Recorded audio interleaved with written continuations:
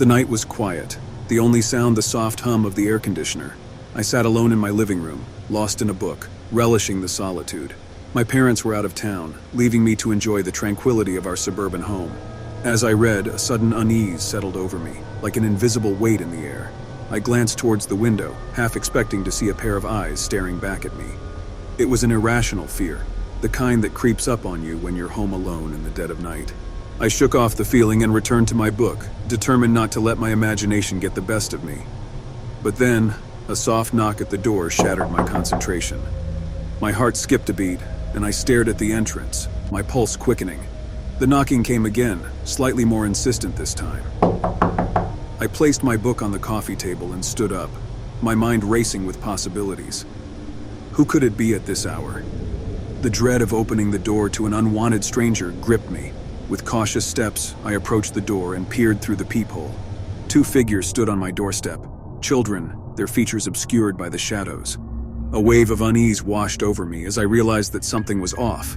Their eyes were entirely black, devoid of color or reflection. "Can we come in?" one of them asked, their voices soft and eerily harmonious. My heart raced, my instincts screaming at me to stay away. "I'm sorry, but I can't help you," I stammered, my voice trembling. "We're lost and scared. Please, just let us in for a moment," the other one implored.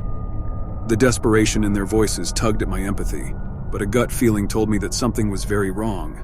I took a step back, my fear outweighing any desire to help. "I'm sorry, I can't." The children's expressions remained unchanged, their black eyes fixed on mine. "We won't harm you," they said in unison, their voices taking on a disturbing harmony. My heart pounded in my chest, and I slammed the door shut, locking it for good measure. I stood there, my breaths ragged, my mind racing. The encounter had left me shaken, and a sense of dread settled over me. I retreated to my living room, my thoughts a whirlwind of fear and uncertainty. Were they just children in need of help, or was there something more sinister at play? The minutes ticked by, each one stretching into an eternity, and then I heard it, a soft tapping on the window. My heart leaped into my throat as I turned towards the sound, my blood running cold. There they were, the two children, their black eyes fixed on me through the glass. How did they get there, I thought, my mind racing with terror. I stumbled backwards, my heart pounding as their relentless gaze bore into me. "Let us in," they whispered, their voices like a sinister echo in my mind. "No," I shouted, my voice a mix of fear and defiance. I ran to the kitchen, my hands trembling as I grabbed a knife. My heart raced as I realized that I was facing something beyond my understanding, something that defied logic and reason.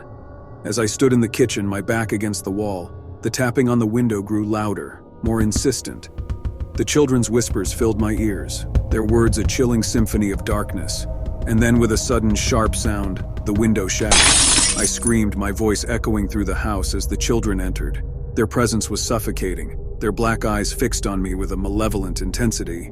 I raised the knife, my grip trembling, as I prepared to defend myself. But then, something unexpected happened. The children's eyes began to change, swirling with colors and emotions. The darkness that had consumed them was replaced by a glimmer of humanity, and as I looked into their eyes, I saw the truth. They were not the monsters I had feared. "We were trapped in this form, unable to escape," one of them said, their voice filled with a mix of sorrow and desperation. "Thank you for freeing us." I lowered the knife, my fear giving way to compassion. The twist in the story was beyond anything I could have imagined. The black-eyed children were not malevolent entities, but trapped souls, seeking release. As dawn broke, the children's forms gradually transformed, their eyes returning to their natural state. They thanked me once more before disappearing into the morning light. The encounter had forever changed me, a reminder that appearances could be deceiving, that darkness and light often existed side by side, and that the most horrifying twists could lead to unexpected acts of compassion.